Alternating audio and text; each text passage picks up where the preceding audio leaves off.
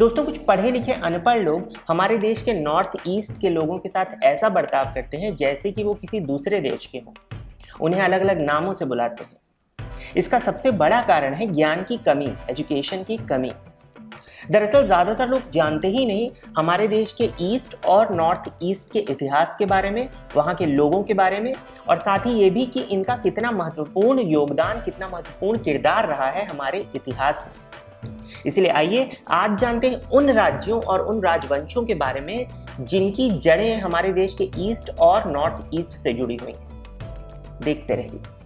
जय हिंद दोस्तों, आशा है आप सब सेफ होंगे, सुरक्षित होंगे। तो दोस्तों, आज जिन राज्यों और राजवंशों के बारे में हम बात करेंगे उनके बारे में जानने के लिए हमें जाना होगा 4वीं सदी में, जब कामरूप नाम का एक राज्य हुआ करता था जिसे असम का पहला ऐतिहासिक राज्य माना जाता है, यानी पहला राज्य माना जाता है। कामरूप राज्य का शासन चलता था आज की ब्रह्मपुत्र घाटी, उत्तरी बंगाल, भूटान और बांग्लादेश के उत्तरी भाग पर, और कुछ वक्त पे आज के वेस्ट बंगाल और बिहार पर भी। इसकी राजधानी हुआ करता था आज का गुवाहाटी, तेजपुर और उत्तरी गुवाहाटी यानी नॉर्थ गुवाहाटी। 4वीं शताब्दी के समुद्रगुप्त के इलाहाबाद शिलालेख में भी कामरूप का उल्लेख है। यह शिलालेख कामरूप और दावक के राजाओं को फ्रंटियर रूलर्स या प्रत्यंत नृपत कहती है। इस राज्य पे अलग अलग वंशों का राज रहा, जैसे वर्मन वंश, फिर बाद में पाल वंश। इसी तरह कामरूप राज्य के अलग अलग हिस्से भी होते रहे। इन्हीं राजाओं के बीच 13वीं सदी के मध्य में एक ताकतवर राजा हुए, संध्य नाम के, जिनका रूल चला 1250 से 1270 तक, और इनका शासन चलता था कामरूप नगर से, यानी आज के गुवाहाटी से। अब बंगाल का जो गौड़ वंश था उसका गवर्नर था मलिक इख्तियारुद्दीन, जो दिल्ली के ममलूक वंश के लिए काम करता था। उसने साल 1257 में संध के राज्य पर हमला किया और 1257 में ही संध ने मलिक इख्तियारुद्दीन को हराया और उसे खत्म कर दिया। और फिर 13वीं सदी के मध्य में अपनी राजधानी कामरूप नगर से शिफ्ट कर ली कमतापुर में, यानी आज के नॉर्थ बंगाल में कूच बिहार के पास, और एक नया राज्य बसाया, उस पर रूल किया जो कहलाया कामता राज्य। और क्योंकि इसका उद्भव, इसका ओरिजिन कामरूप से हुआ था, इसलिए इसे कामरूप कामता भी कहा गया। और इसके अंडर जो क्षेत्र आते थे वो थे कूच बिहार, कामरूप, जलपाईगुड़ी, ग्वालपारा आदि। साथ ही आज के बांग्लादेश का रंगपुर डिवीजन और मायमेनसिंह डिवीजन, यानी इंडिया में मुख्य रूप से आज के असम और बंगाल के हिस्से। ये वो वक्त था जब अहोम राज्य की स्थापना भी हो चुकी थी, यानी इस पूरे रीजन में, इस पूरे क्षेत्र में, ईस्ट में और नॉर्थ ईस्ट में दो बहुत ही बड़े और ताकतवर राज्यों की स्थापना हो चुकी थी, नॉर्थ बंगाल में और असम में। कामता राज्य था वेस्ट में और अहोम राज्य ईस्ट में। दोस्तों, कामता राज्य की शुरुआत से असम का जो प्राचीन इतिहास है वो खत्म होता है और शुरुआत होती है मध्यकाल की, यानी मिडीवल पीरियड की।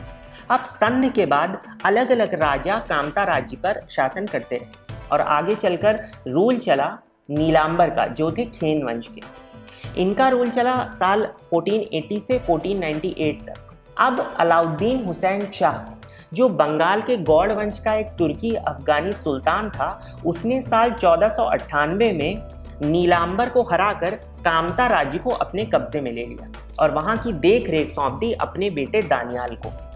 अब इसी बीच सेंट्रल असम में बारो भुवंस नाम की एक कॉन्फेडरेसी, एक संघ हुआ करता था। उन्होंने दानियाल को हराया, उसे अपने कब्जे में लिया और उसे खत्म कर दिया, और जो पूरा ये कामता राज्य था उसे बारो भुवंस कॉन्फेडरेसी यानी बारो भुवन संघ में मिला लिया। अब दोस्तों, वेस्टर्न कामरूप में, पश्चिमी कामरूप में कोच और मेच लोग रहा करते थे। इन्हीं मेच लोगों के मुखिया थे हरिदास मंडल या हरिया मंडल।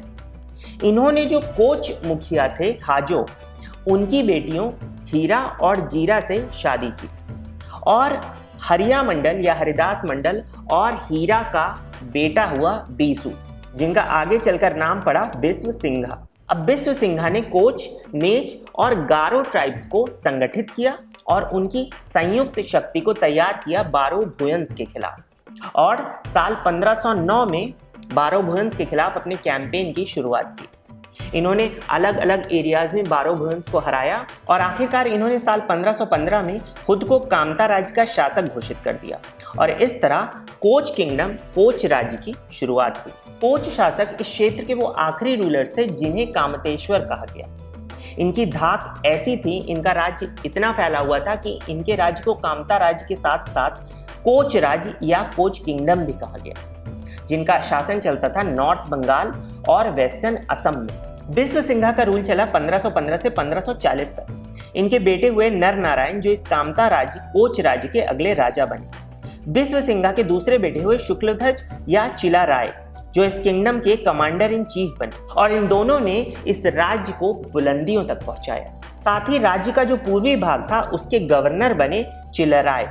अब चिलराय के बेटे हुए रघुदेव, जिन्हें नर नारायण ने साल 1581 में पूर्वी भाग कोच हाजो का गवर्नर बनाया। पर साल 1587 में नर नारायण की मृत्यु के बाद रघुदेव ने खुद को स्वतंत्र घोषित कर दिया, और इस तरह राजा नर नारायण की मृत्यु के बाद कामता राज्य के दो हिस्से हुए, कोच बिहार और कोच हाजो। कोच हाजो कामता राज्य के पूर्वी हिस्से को कहते थे, जो 17वीं सदी में अहोम राज्य में मिल गया, और जो कामता राज्य का पश्चिमी हिस्सा था उसे कहा गया कोच बिहार या कूच बिहार, जो आज के बंगाल में पड़ता है। अब तक बात हुई कामता राज्य या कोच राज्य की, जिसके राजा हुए बिस्व सिंघा और उसके बाद नर नारायण। पर अब जब इस राज्य के दो हिस्से हो गए तो जो नर नारायण के वंशज हुए वो कहलाए कोच बिहार या कूच बिहार के राजा।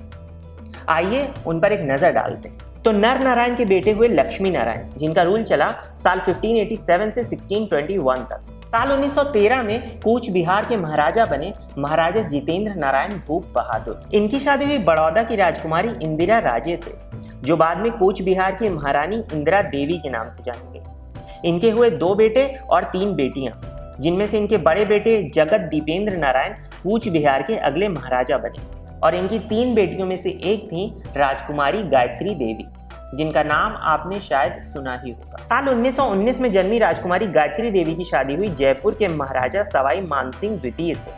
इनके विवाह के बाद ये जयपुर की महारानी बनी और फिर जयपुर की राजमाता महारानी गायत्री देवी।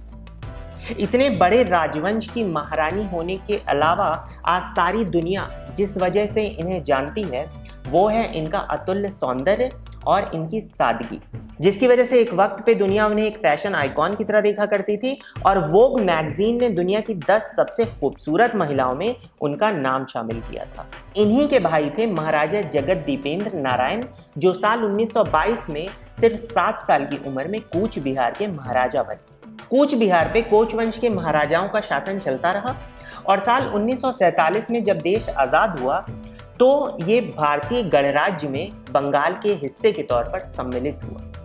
इसी के साथ जो कोच हाजो था, जो अहोम राज्य में मिल गया था, वो आज के असम में स्थित है। दिलचस्प बात यह है कि जो कोच हाजो और कूच बिहार की बाउंड्री हुआ करती थी, सीमा रेखा हुआ करती थी, लगभग वही आज पश्चिम बंगाल और असम की बाउंड्री, असम की सीमा रेखा है।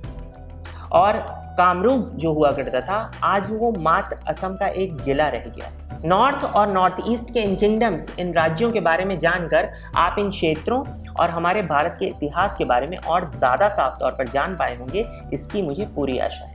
अगर हाँ तो प्लीज़ वीडियो लाइक कीजिए, कमेंट कीजिए और मेरा चैनल सब्सक्राइब कीजिए। मिलते हैं अगले वीडियो में, तब तक टेक केयर। जय हिंद, इतिहास जिंदाबाद।